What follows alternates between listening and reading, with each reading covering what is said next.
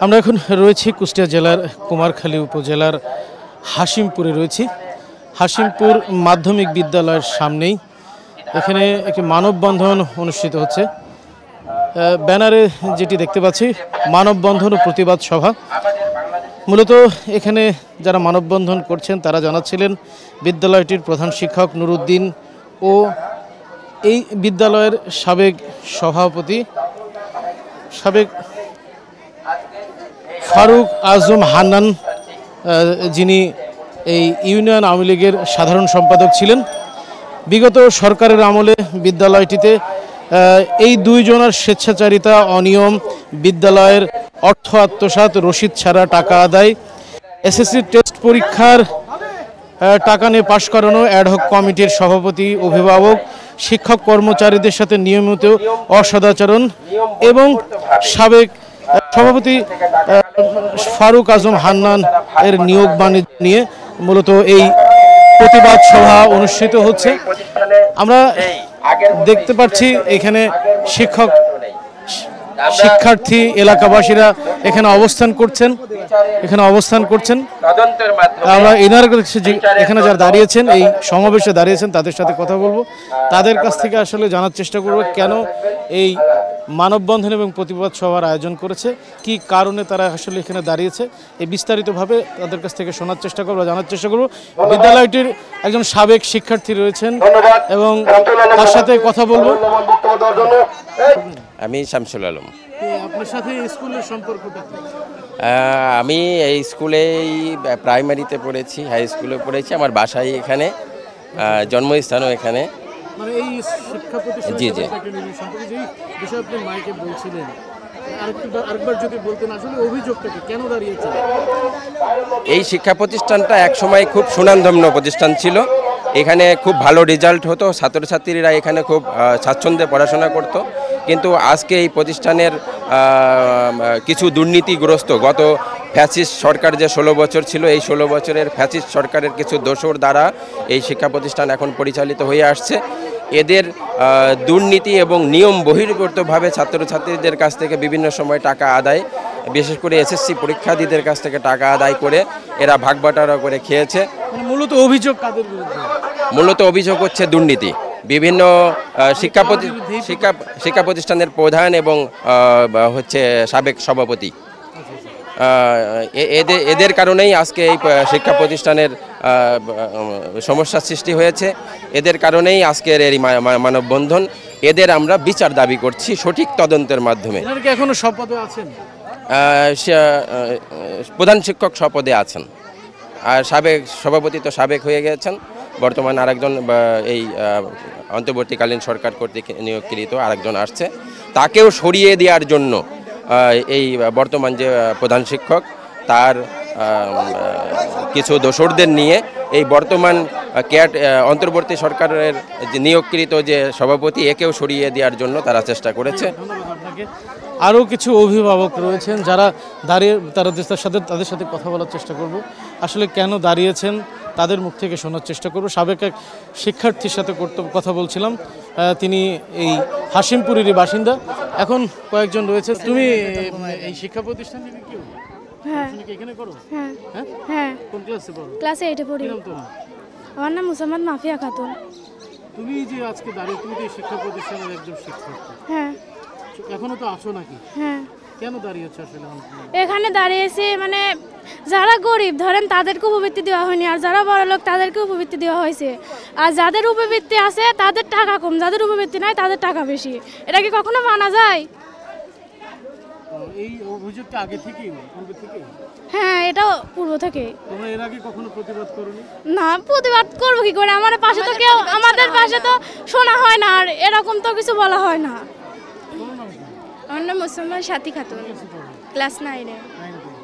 নাম আসলে কেন দাঁড়িয়েছে এখানে? আমরা চাই যে আমাদের স্কুলটা অন্যান্য স্কুলের মতন হোক, ভালো হোক, যাতে আমরা ভালোভাবে ক্লাস করতে পারি।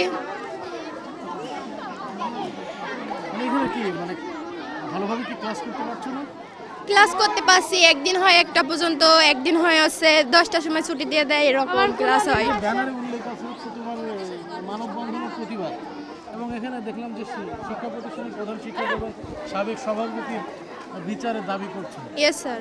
কি জন্য?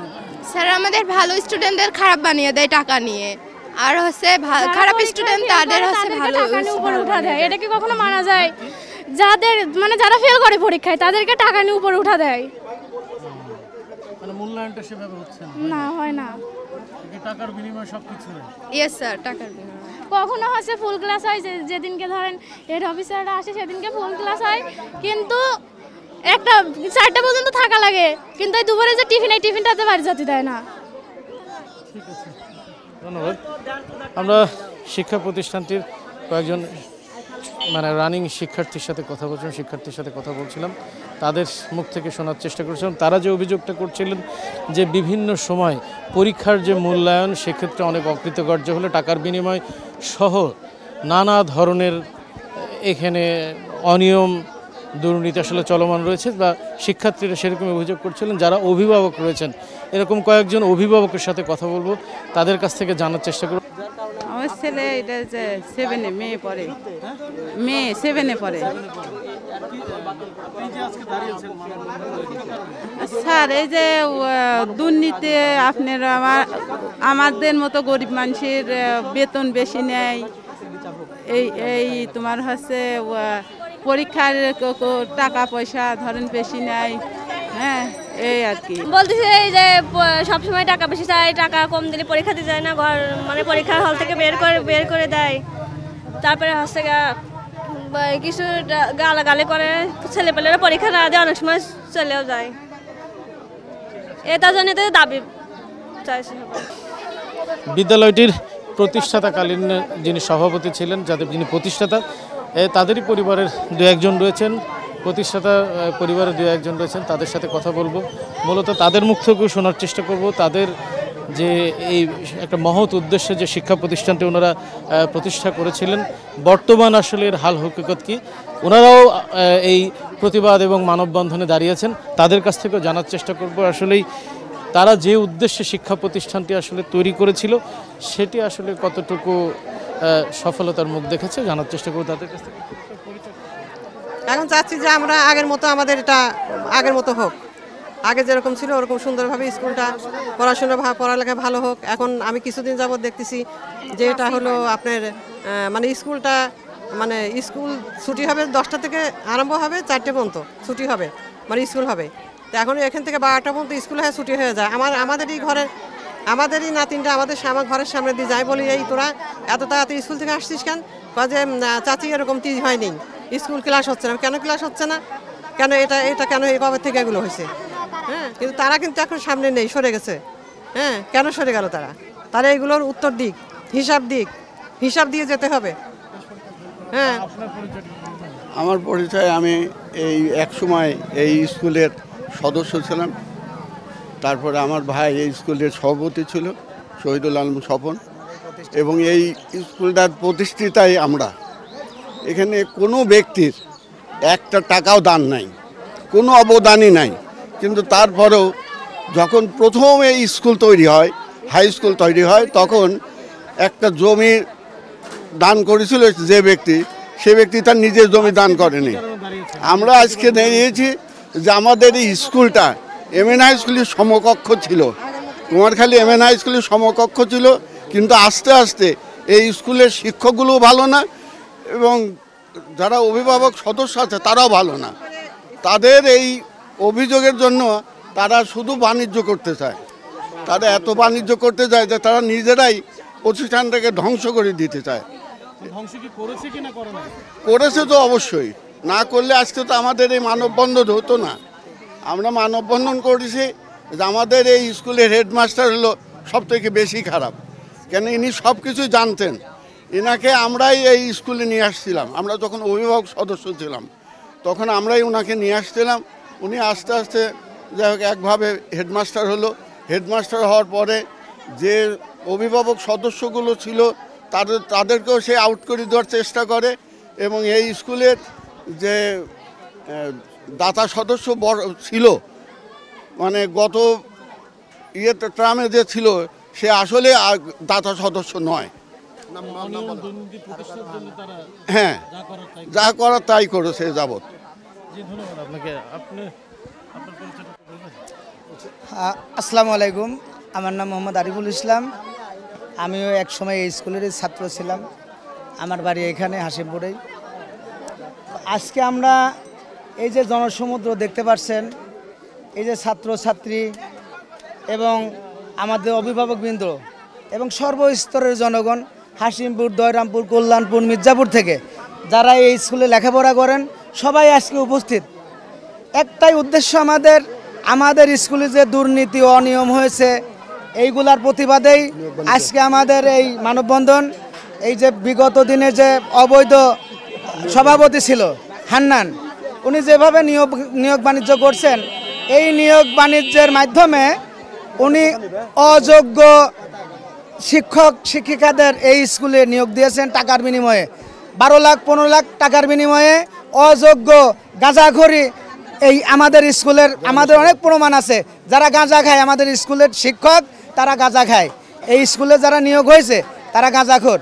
এদেরকে টাকার বিনিময়ে অযোগ্য শিক্ষকদেরকে নিয়োগ দিয়ে আমাদের এই স্কুলে যে ব্যাপক দুর্নীতি অনিয়ম করছেন তারই বিচারের জন্য আজকের এই মানববন্ধন। আমরা চাইব যে তার দৃষ্টান্তমূলক বিচারক এবং সভাপতি এই ফারুক আজম হান্নান, উনি সরাসরি এই ইউনিয়নের সাধারণ সম্পাদক, আওয়ামী লীগের সাধারণ সম্পাদক, পলাতক ফ্যাসিস্ট খুনি হাসিনার দোসর এবং সরাসরি হাসিনার সাথে এরাও জড়িত দুর্নীতিতে। এই দুর্নীতিতে চ্যাম্পিয়ন, এদেরকে আমরা আইনের আওতায় নিয়ে এসে দৃষ্টান্তমূলক শাস্তি কামনা করছি। আমরা এতক্ষণ শিক্ষা প্রতিষ্ঠানটির সাবেক শিক্ষার্থী সহকারে বর্তমান শিক্ষার্থী, অভিভাবক সদস্য সহ শিক্ষা প্রতিষ্ঠান যারা আসলে প্রতিষ্ঠা করেছিলেন সেই পরিবারের কয়েকজনের সাথে কথা বলেছি। তারা মূলত যে জিনিসটি জানাতে চাচ্ছেন যে এই শিক্ষা প্রতিষ্ঠানে বিগত সরকারের আমলে যে ধরনের অনিয়ম দুর্নীতি সংগঠিত হয়েছে সেই অনিয়ম দুর্নীতির সঠিক তদন্ত হোক এবং সংশ্লিষ্ট যারা রয়েছেন এর সাথে যারা জড়িত রয়েছেন, মূলত অভিযোগটি তারা করছিলেন শিক্ষা প্রতিষ্ঠানের প্রধান শিক্ষক এবং সাবেক সরকারের সময় যিনি এই শিক্ষা প্রতিষ্ঠানের সভাপতি ছিলেন তাদের আসলে বিচার দাবি করেছেন। তারা চাচ্ছেন এ ধরনের দুষ্কৃতিকারীদের বিচার হোক এবং বিদ্যালয়টির যে পূর্বের সুনাম ছিল সেটি ফিরে আসুক।